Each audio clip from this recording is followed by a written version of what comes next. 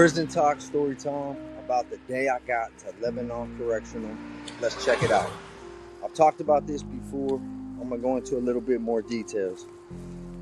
I'm not gonna lie, I was nervous. Everybody I think was a little bit, but maybe they wasn't admitting it or they won't admit it. I wasn't like scared, but I definitely wasn't 100% thrilled about knowing what I was walking into. I'm gonna go into a couple reasons of why that is. So I've recently had some people mentioning things from my past, things that I've talked about myself online, that I'm the one who brought it forward. I'm the one who made it known that the shit even went on. And it was during the time that I had everything going on with my guys, my own organization, mad at me. And I had everybody in the block mad at me. And I was owing money and I was all strung out. After multiple fights, multiple violations, and being scared to even go to sleep in the dorm at Lake Erie because it was a level 2 open dorm, I eventually found myself rolled out. And I actually went to a lot of different prisons in Ohio. I don't give a fuck. People talk about that shit all they want, what I did and how I manipulated the system. I would leave a place owing money and different shit like that. It's not cool, but that's what I did. And when it caught up to me, I would handle it and it would happen. Whatever happened, happened. So fast forward all that dumb shit.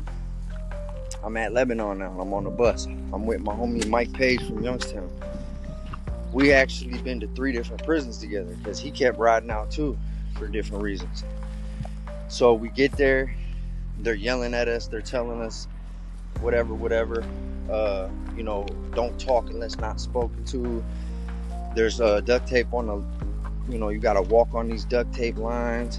Everything's controlled movement. Now, all level 3s are not like this. But there it is. Because everybody's there for a reason. It's a disciplinary. So you've done something to earn your spot there. It's like a punishment within a punishment. We'll just call it that. So we're in medical. Signal 3 goes off. People who don't know what that is, that's a man down. Fight in progress. Assault on staff in progress. Something like that. Everybody's running. They got staff from other blocks. Everybody's just running in that direction, trying to get to wherever this fight was, right? We're just watching people run by, combat boots and nightsticks slapping. They finally bring these people in the block. I mean medical. It was multiple people involved. Some sort of group fight or whatever. So what ends up happening was me and Mike kept saying how we hope we go to the same block, which we did, which was E. Edward.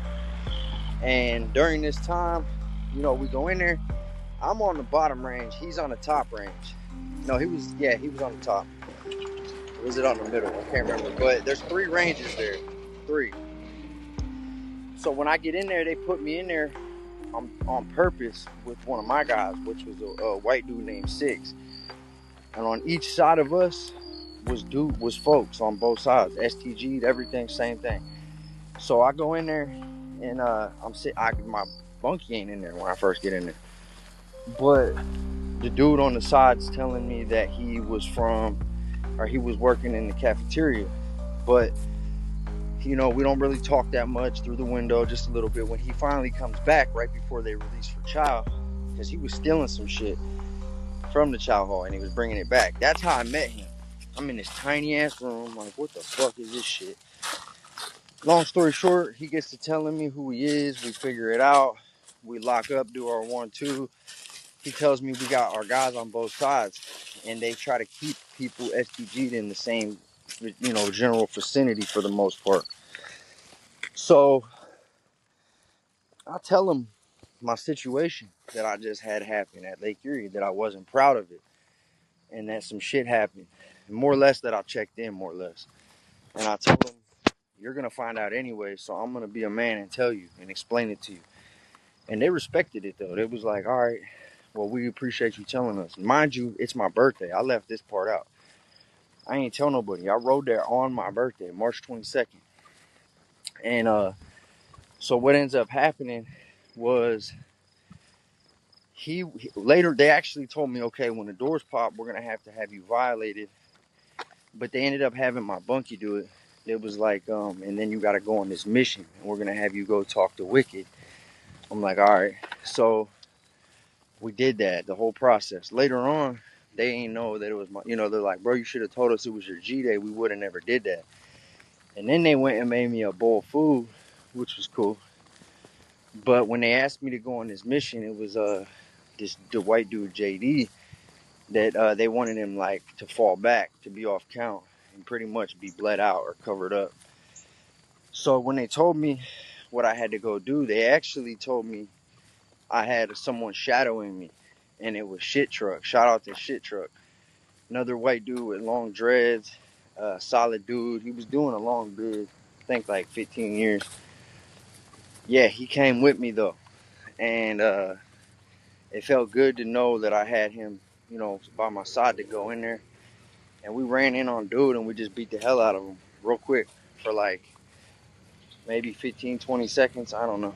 And at one point, we was punching him and kicking him, and he was like, all right, stop. We did it a little bit more, and then we ran out. What's so crazy about this, y'all? Everybody in the block knew but him. So when I come walking out, all these dudes are on the range staring at me and Shit Truck, nodding their head, going like this. What this tells me is everybody knew the play about what was going on, but he didn't know, obviously, or he just didn't care. I actually heard later on that he did know, but he just wanted to get it over with. So we come out, and there's all these dudes on the top range, the middle range, or in the, they're walking down the tier. Everybody's watching.